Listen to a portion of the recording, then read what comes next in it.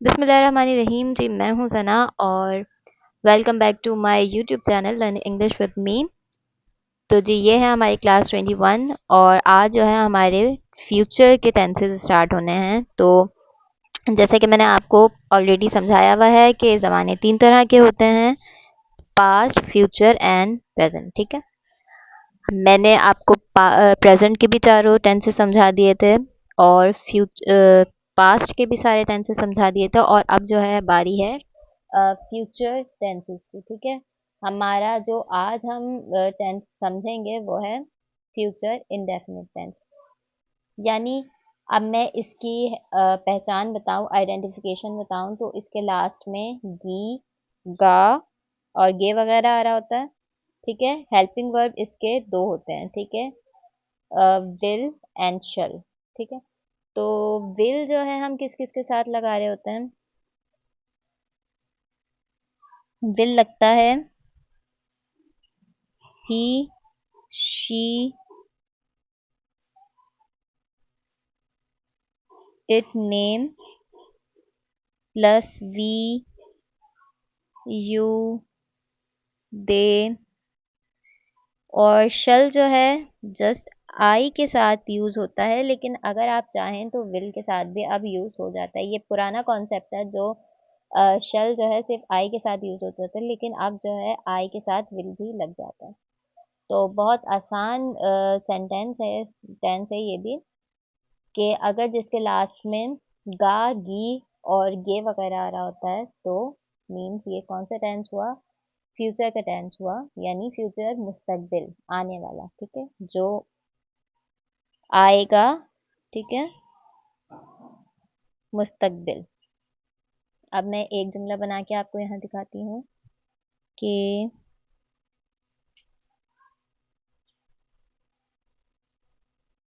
वो स्कूल जाएगा। ठीक है, इसके लास्ट में क्या आ रहा है? गा। तो मीन्स ये कौन सा टेंस है? फ्यूचर इंडेफिनिट टेंस है। अच्छा, इन जुमलों को बनाने का तरीका क्या होता है? फॉर्मूला क्या होता है? इन जुमलों को बनाने का फॉर्मूला ये होता है कि सबसे पहले सब्जेक्ट आता है, फिर हेल्पिंग वर्ब। ठीक है, फिर वर्ब की फर्स्ट फॉर्म यूज होती है। यहाँ पे वर्ब की फर्स्ट फॉर्म यूज होती है। ठीक है, सब्जेक्ट, हेल्पिंग वर्ब, वर्ब की first form and then object. सही है। अच्छा जी, अब हम इसको बनाते हैं। ही जाएगा यानी कि लड़के की बात हो रही है यहाँ, तो हमने ही लगा दिया। अब ही के साथ हम क्या यूज करेंगे? ही के साथ हम विल यूज करेंगे। ठीक है, ही के साथ हमने विल यूज कर दिया। ही विल, जाने को कहते हैं हम गो टू। ठीक है, फर्स्ट फॉर्म यूज होगी तो इसलिए गो टू फर्स्ट फॉर्म है। ही विल गो टू, कहाँ जाएगा? स्कूल, ये ऑब्जेक्ट है। अच्छा, सब्जेक्ट तो आपको पता है ना कि जो काम कर रहा होता है, तो वो लड़का काम कर रहा है, तो हमने यहाँ ही लगा दिया। ये हमारा सब्जेक्ट हो गया, helping verb and then verb की फर्स्ट फॉर्म। ठीक है, ये हमारा वर्ब है, यानी जो काम हो रहा है, यानी वो जा रहा है तो गो टू। एंड कहाँ जा रहा है? स्कूल जा रहा है, तो इस पर काम हो रहा है ना, तो ऑब्जेक्ट हमारा लास्ट में। ठीक है, he will go to school. अब हमने इंटेरोगेटिव बनाना है, तो विल हमने स्टार्ट में लिख दिया। He go to school, question mark. ये हो गया जी इंटेरोगेटिव। अब जो है हमने नेगेटिव बनाना है, तो ही विल, ही विल यानी हेल्पिंग वर्ब के बाद हमने नॉट लगा दिया, गो टू स्कूल। ठीक है, ये हो गया नेगेटिव। क्योंकि मैंने हमेशा बताया कि हम कोई भी बात करते हैं तो वो सीधी बात तो नहीं करते, यानी कि वो सिंपल बात तो नहीं होता, हमारा जुमला सिंपल सादा तो नहीं होता। उसको हमने सवाल भी पूछ रहे होते हैं, कभी कभी हम कोई इनकारिया बात भी कर रहे होते हैं या नेगेटिव बात भी कर रहे होते हैं। तो इसलिए हमें तीनों तरह से बनाना आना चाहिए सेंटेंस को। मैं बहुत इजी वे में आपको समझा रही होती हूँ। तो यहाँ तक अगर आपको कोई भी प्रॉब्लम हो तो काइंडली मुझे कमेंट सेक्शन में ज़रूर बताइएगा। और मैं एक और सेंटेंस आपको सिखा देती हूँ ताकि और आपको अच्छे से याद हो। वैसे तो मैं आपको प्रैक्टिस क्लास में भी और अच्छे से समझाती हूँ। तो यहाँ जो है मैंने एक और जुमला बनाया। फॉर एग्जाम्पल, वो सुबह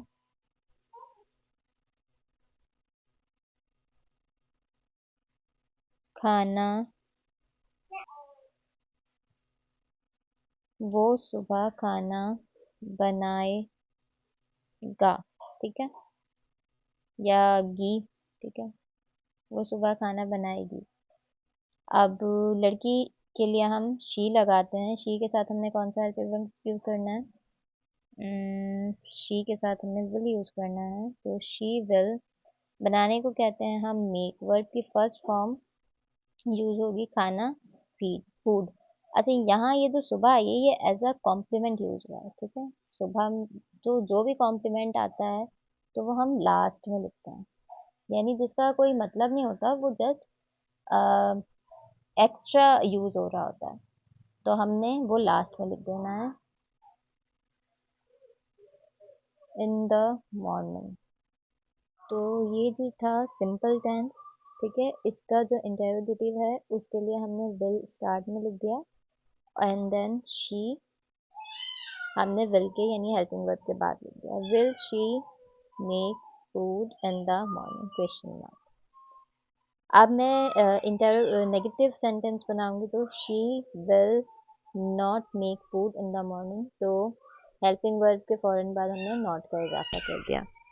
तो जी ये थी हमारी क्लास 21, फ्यूचर इंडेफिनिट की क्लास थी, और इसकी पहचान थी कि इसके लास्ट में गी, गा और गे वगैरह आ रहा होगा। हेल्पिंग वर्ब इसके दो थे, विल और शल। विल थे he, she, it, name, we, you, they, और शल जो है जस्ट आई के साथ लगता था, तो अगर हम चाहें तो आई के साथ विल भी लगा सकते हैं, तो वो भी जुमला गलत नहीं होगा। ठीक है, वो स्कूल जाएगा, वो सुबह खाना बनाएगी। ठीक है, ये दो सेंटेंस मैंने आपको बनाना सिखाए हैं। उम्मीद करती हूँ कि आपको मेरी आज की क्लास अच्छे से समझ आ गई होगी। तो काइंडली अपनी राय से मुझे ज़रूर आगाह कीजिएगा और अपना बहुत ज़्यादा ख्याल रखिएगा। मिलती हूँ अपनी नेक्स्ट क्लास में, जो कि फ्यूचर इंडेफिनिट की प्रैक्टिस क्लास होगी। तब तक के लिए अपना बहुत सारा ख्याल रखिए, मुझे अपनी दुआ में ज़रूर याद रखिएगा। टिल देन, अल्लाह हाफिज़।